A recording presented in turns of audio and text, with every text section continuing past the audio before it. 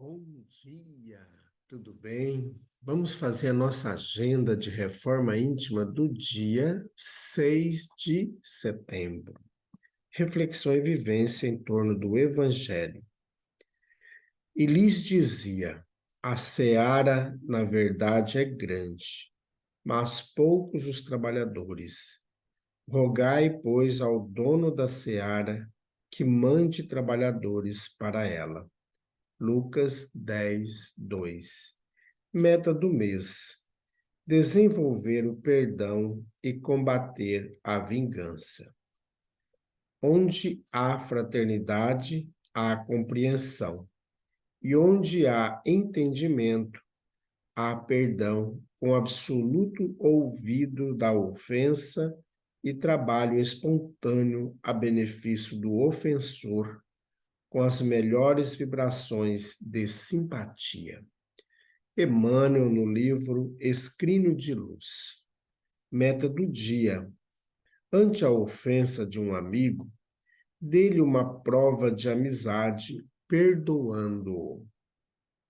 Sugestão para sua prece diária: prece de amor pelos amigos em dificuldade. Elevemos os nossos pensamentos e os nossos sentimentos a Jesus. Amado Mestre Jesus, nós queremos nesta manhã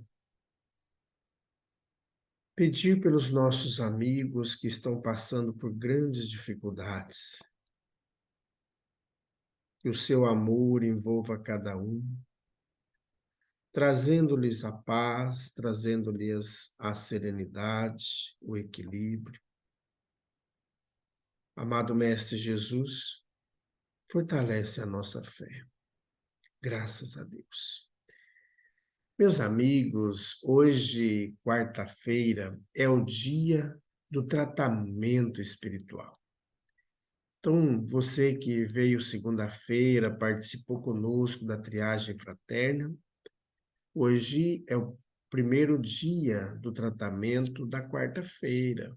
Ontem você participou da reunião do esclarecimento do nosso espírito e hoje vamos continuar nessa alegria do amor, do tratamento.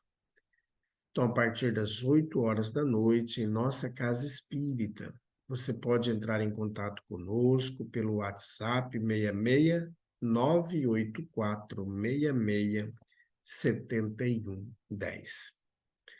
Meus amigos, nós queremos fazer um convite para você. Você quer saber o que uma casa espírita faz? Olha, é uma oportunidade única. Nesse fim de semana, no dia 9 e no dia 10, a partir da 1 hora da tarde, nós vamos iniciar o nosso encontro fraterno.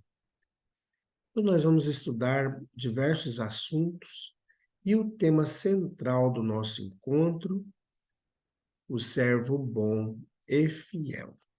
Teremos as atividades com as crianças, com os jovens e com todo o público. Tá bom? Então, não esqueça, participe conosco. A Casa Espírita Amigos da Paz está sediada no bairro Jardim Primavera, no final da Avenida Brasil. Meus amigos, nós estamos estudando o livro O Evangelho por Emmanuel, Comentários ao Evangelho segundo Lucas. Mas digo a vós que estáis ouvindo, amai os vossos inimigos, fazei o bem aos que vos odeiam. Lucas, capítulo 6, versículo 27.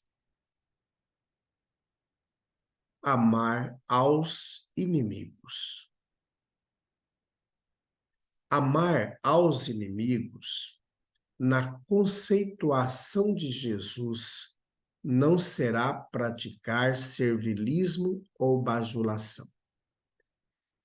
É compreender, acima de tudo, que as faltas daqueles que não se afinam conosco poderiam ter sido nossas e imaginar quão felizes nos sentiríamos se tivéssemos, porventura, os nossos erros desculpados e esquecidos por aqueles aos quais tenhamos ofendido. Efetivamente, ser-nos-á possível amar aos nossos adversários, cultivando atitudes diversas, quais sejam orar pela felicidade deles, no silêncio do coração, a envolvê-los em vibrações de paz e encorajamento, destacar-lhes as qualidades nobres quando em conversação com pessoas amigas, ao redor de ocorrências que lhes digam respeito. Desembargar quanto se nos faça possível, de maneira oculta e indireta, os caminhos para as realizações que demandam. Auxiliar-lhes os entes queridos quando estejam à frente de problemas que lhes surjam no cotidiano, de modo a aliviar-lhes as provações. Induzir companheiros a prestar-lhes apoio nas tarefas úteis a que se empenham. Mentalizá-los sempre tranquilos e felizes. Desencorajar quaisquer campanhas negativas tendentes a suscitar-lhes desgostos e prejuízos. Sobretudo, não nos referimos em tempo algum a essa ou aquela dificuldade que nos hajam causado. Não digas, portanto, que não podes amar aos inimigos, porque existem vários meios de endereçar-lhes compreensão e afeto, sem humilhá-los com a nossa possível benevolência. De certo, Jesus, quando nos aconselhou amar aos ofensores, não desejava transformar-nos em carpideiras junto daqueles que acaso não nos entendam ou nos firam, e sim espera que os tratemos a todos na condição de irmãos autênticos e tanto quanto nós, amados filhos de Deus. Comunicação de Emmanuel, publicada na obra Monte Acima, da editora GEEM, capítulo Amor aos Inimigos. Então, meus amigos, nós estamos diante de uma mensagem muito provocante, né? E o Emmanuel nos traz essas revelações de grande importância para nós, que muitas vezes a gente não percebe. E até no Evangelho segundo o Espiritismo, ele também nos orienta que aquela pessoa que não nos é simpática, nós não precisamos ficar ali adulando a pessoa.